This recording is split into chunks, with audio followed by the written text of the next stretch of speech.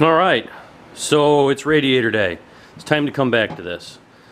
So one of us bought this online. It's supposed to be for a Honda Civic, and there just isn't enough room to really fit it in here so that it doesn't hit the hood and interfere with stuff and mount really easily.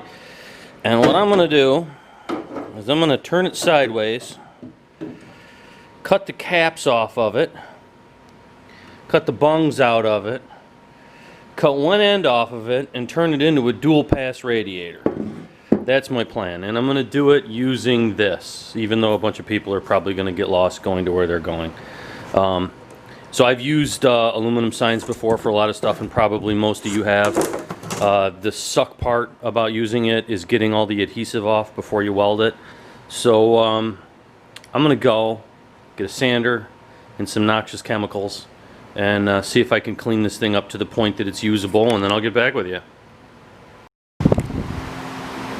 Alright, so this took about 15 minutes. Little razor knife action to peel off the plastic and whatever adhesive came with it, and then a little bit of stripper and some green Scotch-Brite pads, and it cleaned up pretty good with mineral spirits. Now I'm going to go ahead and draw out my pattern after I cut my my radiator up, and I'll come back to you.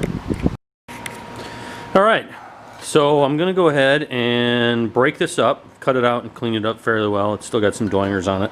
We'll put those on the inside. And I've cut out my section, and I'm going to block this little area off in here so that we have a dual flow thing going on, and I can have both my inlet and outlet on one side.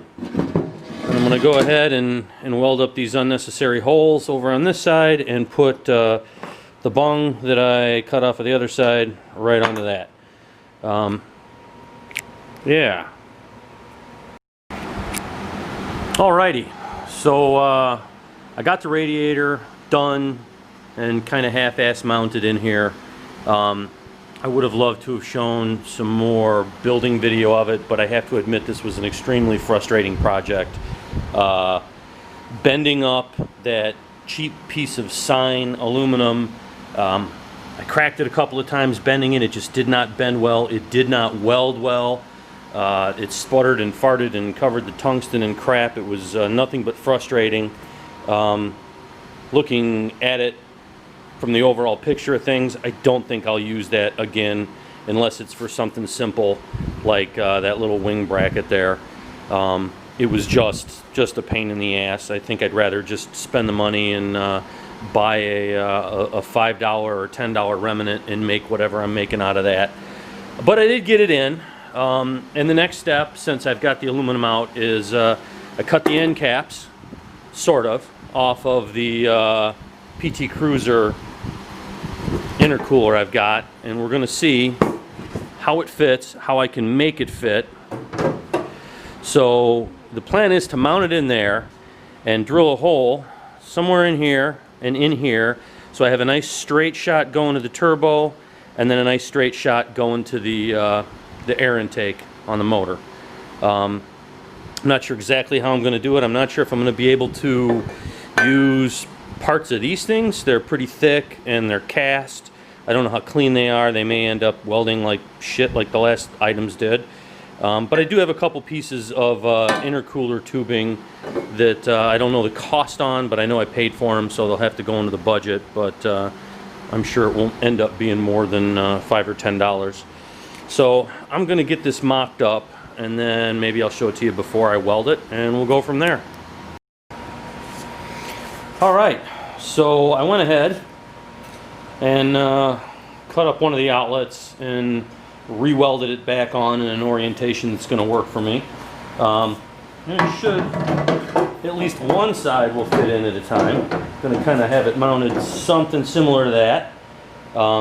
This end over here, I'm probably going to have to do a whole lot of finagling to make it fit so that I can then slide the intercooler pipe through the hole rather than sliding the intercooler through the hole. I don't think it's going to work going both ways.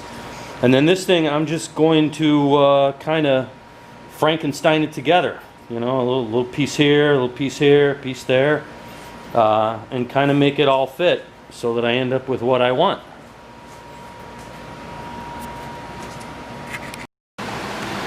All right, all done with one side of the intercooler. It's definitely Frankenstein together. I used parts that I cut from it, some old pieces of metal, a new piece of metal to kind of come up with that. I'm only going to be able to do one side like this because it's not going to fit in here. It'll be a giant puzzle and I'll never be able to get it in.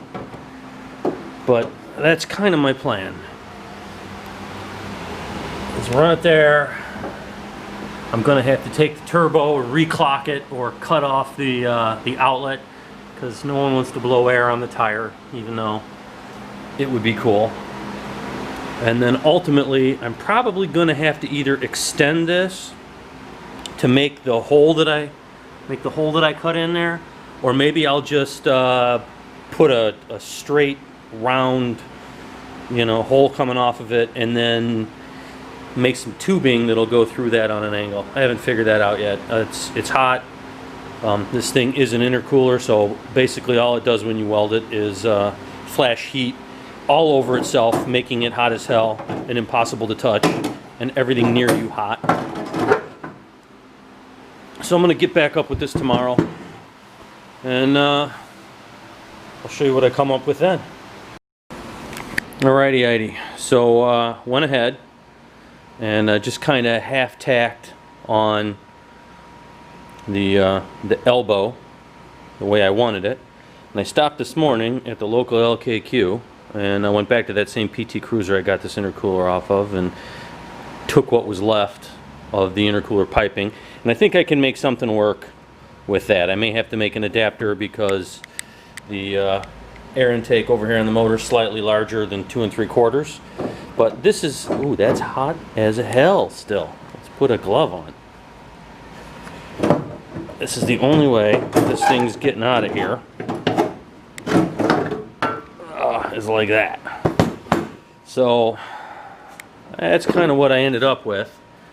I'm going to have to Frankenstein that in a little bit, and I'm probably going to end up changing the shape.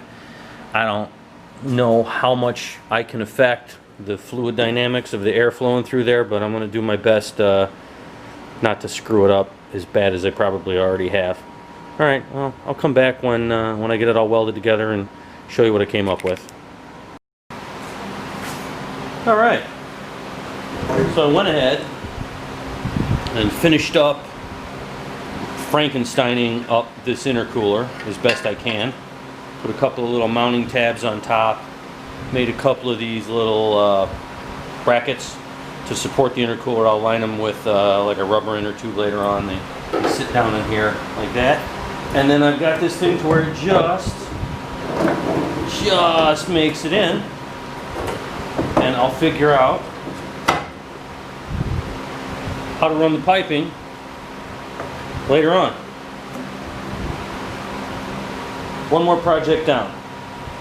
So hopefully you took the weekend to get some of your stuff done on your challenge car, and you're getting ready.